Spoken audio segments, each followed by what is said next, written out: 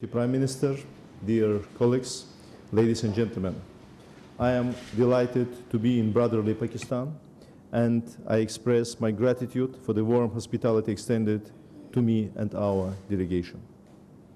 We are of a firm belief that such visits and meetings are important factors in further deepening ties between the two friendly and brotherly nations. For the last several months, we have met with my brother, Minister Ishaq Dar, on numerous occasions, the latest earlier this month. Today's meeting and this visit have been another reminder of the depth and breadth of the relation between our countries, the convergence of our interests, and many shared values. During today's meeting, we had a thorough discussion on our multidimensional bilateral agenda, strategic partnership in multiple areas, possibilities of elevation of our relations to the next level, and exchange views on the recent developments in our regions. In addition to our bilateral partnership, multilateral cooperation formats contribute to bringing us closer and further strengthen the positions of our countries at the regional and global levels. Azerbaijan attaches importance to mutually beneficial cooperation and support on multilateral platforms including the United Nations, Non-Aligned Movement, Organization of Islamic Cooperation, Conference on Interaction and Confidence Building Measures in Asia, where Azerbaijan will hold a chairmanship for 2024-2026, and Economic Cooperation Organization, to name a few. Dear colleagues, in comparison with the full-fledged Azerbaijan-Pakistan political dialogue, the huge potential for the development of our bilateral economic and trade relations still remains untapped. We have to invigorate our economic cooperation and make it more comprehensive, considering joint investment projects in energy, information technologies, pharmaceuticals, heavy and light industry, chemistry, agriculture, information technologies, tourism, and transport. We believe that the next 8th session of the Azerbaijan-Pakistan Joint Intergovernmental Commission, to be held in Islamabad later this year, will further add impetus to economic cooperation. Moreover, we invite Pakistani business representatives to consider the opportunities provided by the international transit corridors passing through the territory of Azerbaijan and the Baku International Sea Trade Port. In the same manner, our Pakistani partners can benefit from favorable conditions and privileges offered by the Alat Free Economic Zone. Additionally, direct flights between our countries contribute to the expansion of tourism and people-to-people contacts. Currently, there are 6 flights per week from Baku to Islamabad, Lahore, and Karachi. Last year, the number of Pakistani tourists visiting Azerbaijan reached 55,000. In the first 4 months of 2024, the number is close to 20,000. Hosting the 29th session of the UN Conference of the Parties to the UN Framework Convention on Climate Change, COP29, by Azerbaijan in 2024 will also create additional opportunities for our cooperation in clean energy and green transition related areas. Last but not least, today we pleasingly mentioned social projects implemented in Pakistan by the Hyder Ali Foundation and emphasized the importance of expanding humanitarian, cultural, and academic exchange between our brotherly peoples. Furthermore, cooperation between higher education institutions and cultural centers of the two countries, as well as scientific research institutions and think tanks, is of utmost importance. We are glad that various cultural and language centers operate both at Azerbaijani and Pakistani educational institutions. Ladies and gentlemen, Azerbaijan has always appreciated Pakistan's firm political and moral support to Azerbaijan during the past Armenia-Azerbaijan conflict, the 44-day patriotic war, and afterward. Our position on the issue of Jammu and Kashmir has always been consistent as well. Azerbaijan supports the peaceful solution of this problem based on the norms and principles of international law and relevant resolutions of the UN Security Council, as well as with full respect for international humanitarian law. Today, I briefed my colleague, Minister Ishaq Dar, about the post-conflict situation in our region, Azerbaijan's rehabilitation and reconstruction work in the liberated territories, as well as the long-standing landmine threat that challenges these efforts. The recent agreement on the delimitation of a certain portion of the border between Azerbaijan and Armenia and the return of long-time Armenian-occupied 4 villages to Azerbaijan positively contributes to the normalization track. Azerbaijan is committed to the peace process, and we hope that it will yield positive results for a prosperous and secure region for all countries. Dear Mr. Minister, I would like to express my confidence that this visit will be a step forward to the further development of friendship and strategic partnership relation between our brotherly countries. I thank you once again for your kind invitation and warm hospitality. Thank you. Excellency, ladies and gentlemen, Assalamu alaikum and very good morning. It gives me immense pleasure to host in Pakistan my very dear brother, His Excellency Jahangir Baramov, Foreign Minister of Republic of Azerbaijan, and his delegation. Pakistan and Azerbaijan are bound by common cultural and civilizational links that form a solid foundation of ties between our both brotherly countries. Our strategic and economic relations are characterized by regular high-level exchanges and dialogue, including at leadership level. Since assuming office, I have been in regular contact with my Excellency, with my brother Foreign Minister, on bilateral as well as regional and international matters of mutual interest. I had met him recently on the sidelines of Nuclear Energy Summit in March 2024, held in Brussels, as well as on the occasion of OIC Summit, which took place in May 2024 in Banjul, Gambia. And recently we met informally in Tehran, when we went for condolence of the sad, news of former President of Iran, Dr. Raisi. In the extensive talks today, Foreign Minister, Excellency, and I discuss all aspects of our bilateral relationships. We will further enhance our multifaceted cooperation in trade, investment, connectivity, energy, and defense. We are taking measures to increase bilateral investments, especially in the energy sector. The joint working group on the energy will be critical in promoting cooperation in the energy sector. We are encouraged with the results of the first meeting of the joint working group, which took place on 21st of May 2024.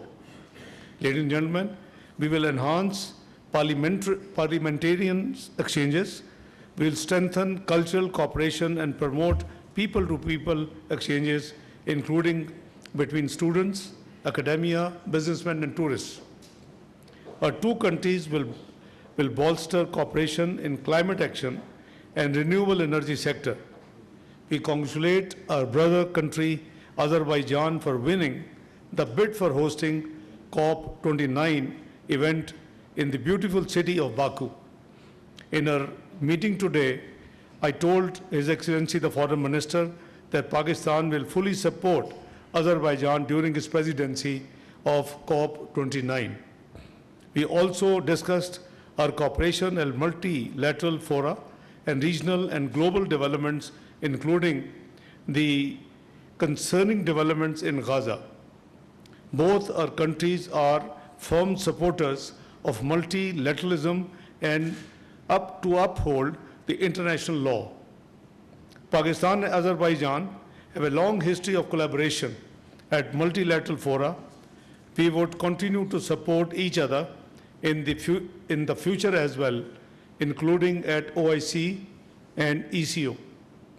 We appreciate Azerbaijan for its consistent and principled stance on the Jammu and Kashmir dispute as a valued member of OIC contact group on Kashmir. Azerbaijan's stance is based on internationally recognized principles of sovereignty and territorial integrity in accordance with the United Nations and Organization of Islamic Countries resolutions. Pakistan has always stood for the sovereignty and territorial integrity of Azerbaijan. Consider Karabakh as the sovereign territory of the Republic of Azerbaijan. We congratulate Azerbaijan on restoring a sovereignty on Karabakh. Pakistan appreciates and commits fully support to Azerbaijan peace efforts and dialogue process for normalization. Excellency, thank you again for coming to Islamabad. I look forward to working closely with you to strengthen our bilateral relations for prosperity and benefit of our both countries, and also take this opportunity for your great support for our candidature as the non-permanent member of the United Nations Security Council for the election which is going to be held on 6th of June next month. So thank you again. You're very kind, and God bless you. We'll go to the Q&A. We'll begin with Ms. Nimra Ahmed from PTV. Thank you, Madam. Namra Sohail from Pakistan Television. My question is to Excellency Mr. Can you hear me now? आवाज नहीं आ रही sir देखो यार ठीक जी please go ahead Sir, my question is to you.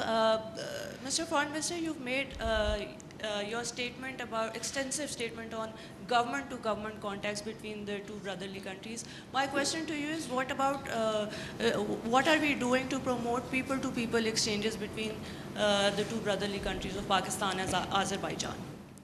Well, there are different levels of engagements. Parliamentarians exchanges are there. I think in June next month, the Speaker of the National Assembly would be visiting Azerbaijan. The students-to-students exchanges are already there. We have a number of students which study in Azerbaijan, particularly in Baku, and that includes medical students. On the tourist side, Azerbaijan had around 55,000 Pakistani visitors last year in 2023. So you see, government-to-government agenda is always different, G to G. B2B agenda is also very relevant. And we have already discussed how to enhance our trade volume, how to upgrade our economic connectivity and our economic cooperation. And we both agreed that the depth of our relationship and our sincere affection for each other does not reflect the volume we have in terms of trade. So I remember when about a decade ago, when I went to Baku to hold the joint ministerial meeting, the Intergovernmental Commission, what we call, and representing Pakistan, I had the privilege and prerogative of calling on His Excellency, the President of Azerbaijan. And I had requested and flagged that there is a great scope of rice exports from Pakistan to Azerbaijan. And I was thrilled when I got the news that His Excellency, the President, waived the duty, import duty in Azerbaijan of Pakistani rice. Now it is up to our own people, the private sector, the business community, the Rice Export Association of Pakistan, to take initiative, avail this great economic benefit. So you see, there is a long agenda we have. We are going to work together, and I have requested my brother, although I am in foreign affairs, but we both have to handhold the business community and increase the volume of business. So we are on it, both of us. Abdullah Moment, Dawn News. My question is from Foreign Minister Azerbaijan. Excellency, developing countries have great hopes from COP29, which will be held in Baku, Azerbaijan. At COP27 and 28, important achievements were made in setting up in loss and damage fund, which is a major demand of the developing countries. So what can developing countries expect from COP29? Thank you. Thank you for your question. You are absolutely right. The hosting and COP29 presidency is a great responsibility and at the same time, of course, a challenge for Azerbaijan.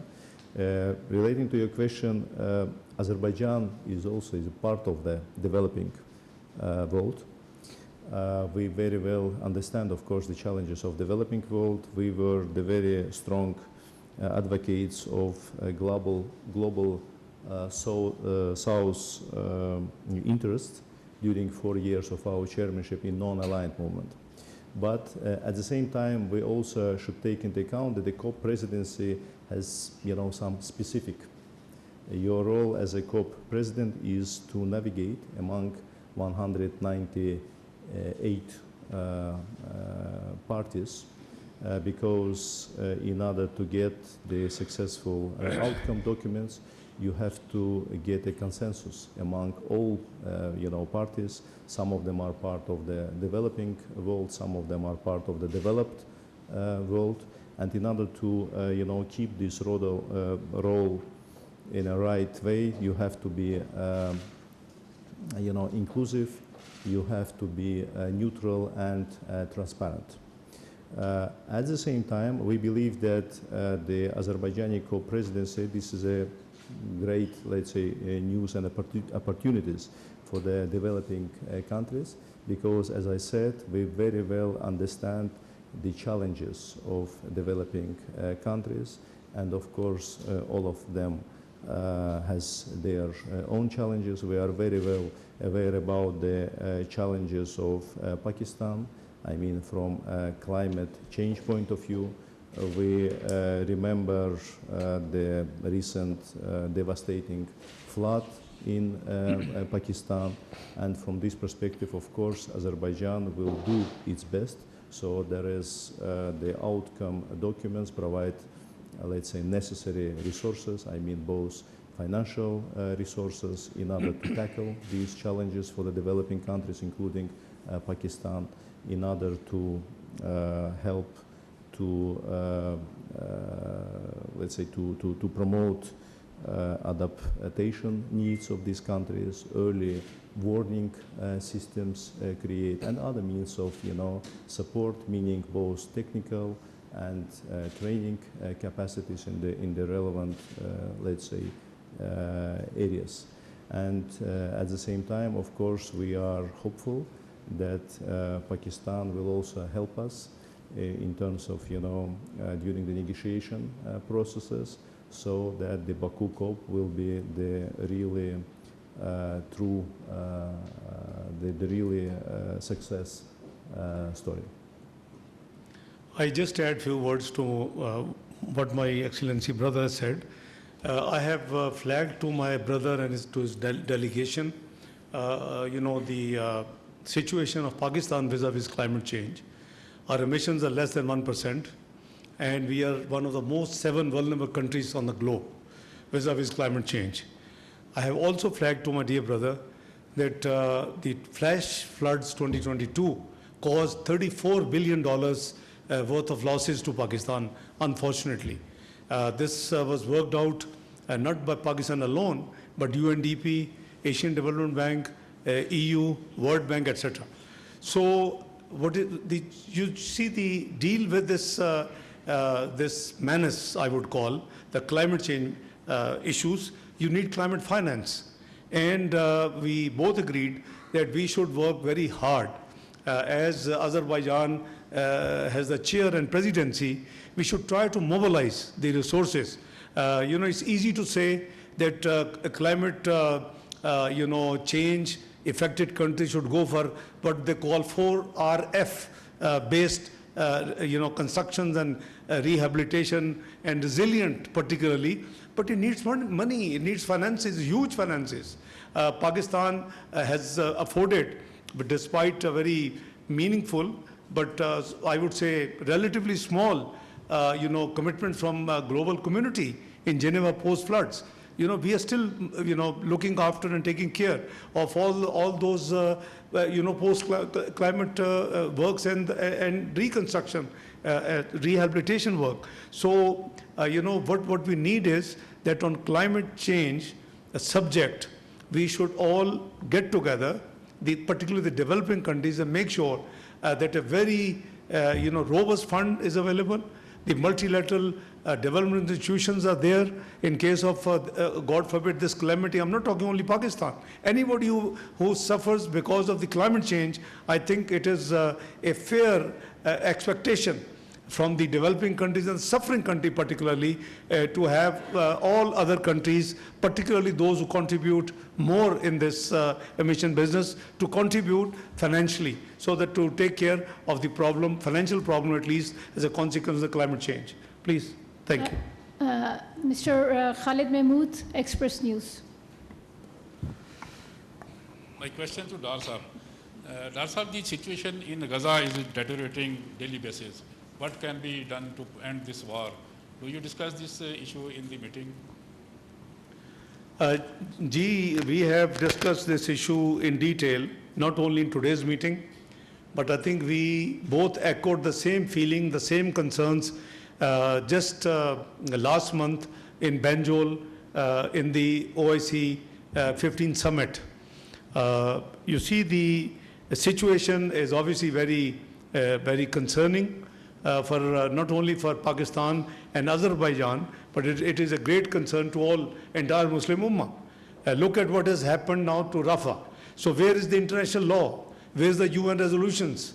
Where is the International Court of Justice judgment, which said that it's almost genocide, they use the word in their judgment.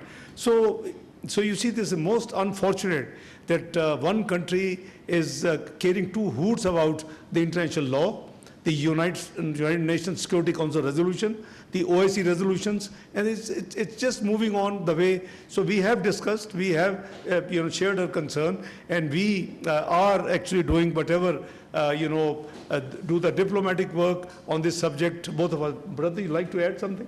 Yes. Yes, please, if you want to add something. Thank you. Yes, this issue was, of course, among one of the most important issues in our discussions. And of course, situation in Gaza is a source of great concern for all of us. And of course, we call for the immediate cessation of hostility. And we believe that the durable and long-standing peace in Middle East can be only based on the two-state solution, based on the relevant United Nations security resolutions. And we, of course, call, to the resolution of this case based on the two-state solutions. And Azerbaijan supported initiatives to this effect, which are just recently were discussed in United Nations, in United Nations General Assembly also. We both concurred in our dialogue that two-state solution with pre-1967 borders and Al-Quds al-Sharif to be its capital, short of that there is no solution to this problem. And to have perpetual and sustainable peace in the Middle East, this problem has to be solved. Please. Yes, Ali Hussain with Business Recorder. Thank you. This is Ali Hussain from Business Recorder. My question is to both the foreign ministers. As we know, Pakistan and Azerbaijan are part of various connectivity projects. Pakistan is part of CPEC and Azerbaijan is part of Central Corridor, passing from Central Asia to through Azerbaijan. So given the importance of these connectivity projects and trade and energy security, how can both the countries promote trade and transportation projects and other related projects? Thank you. Relating to the connectivity, so you are absolutely right. In our agenda, the connectivity is always on the top of our agenda. And specifically when we talk about, let's say, the projects when Azerbaijan and Pakistan can benefit, we believe that the special attention should be made to the East-West Middle Corridor project. So first of all, this project is around 2,000 kilometers shorter in comparison to other alternatives when we talk about the land connection between Europe to Central Asia, further to the countries of the region, being, Pakistan, China, or let's say other countries of this great region. In Azerbaijan, we pay special attention to this, and we are working very closely, first of all, with our immediate neighbors. We have different formats, and as a result of all, let's say, holistic approach and works which has been done, recently in 2023, we managed to increase the transit flow through the middle corridor by 65%. And we have more ambitious plans for the coming years. So there are several important investment decision has been made in order to expand the capacity of Baku Sea Trade Port from current 15 to 25 million tons. Azerbaijan is investing heavily in railroad infrastructure, both in our own territory, on the territory of the neighboring countries even. And we believe that by the increase of different projects between Pakistan and Central Asia countries, and at the same time we are aware about the Pakistan-China economic corridor, and we believe that the transportation dimension of this project can also be a very good synergy when we talk about the participation of both countries in connectivity, in trade, and we see great potential here, and it was one of the topic of today's discussions. Yeah, since my friend from Business Recorder addressed this question to both of us, my brother has given the answer, but let me tell you, my friend, the government of Prime Minister Shehbaz Sharif is very clear. We have a very high priority agenda item, and that is connectivity and energy security for Pakistan. Not only connectivity, but energy security for Pakistan. And we believe that we can expand for mutual benefit through this connectivity. If you recall, even the government 2013-18, we had with great difficulty had signed, negotiated, and signed CASA 1000, Central Asian that project, and South Asia Asian projects. So it wasn't easy. So I believe that we mutually we can work together, and we have this also discussion in our dialogue today. With a unique location, I think we can provide a great benefit, not only to Pakistan, but also to all Central Asian countries if we have a connectivity.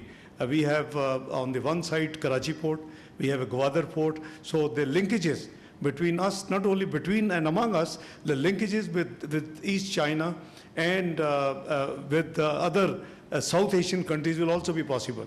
So I think the connectivity projects are the priority agenda of current government, and we hope that there will be more breakthroughs, and we have different forums to work together. We have Economic Cooperation organization, we have Organization of Islamic Cooperation, OIC, and different other forum where we can promote and take these ideas further. And once those ideas become successful, and mature and materialize, the people of all the concerning countries would benefit. Thank you. This was our last question, and we conclude our briefing of today, and thank the two foreign ministers for joining us. Thank you. Thank you very much indeed.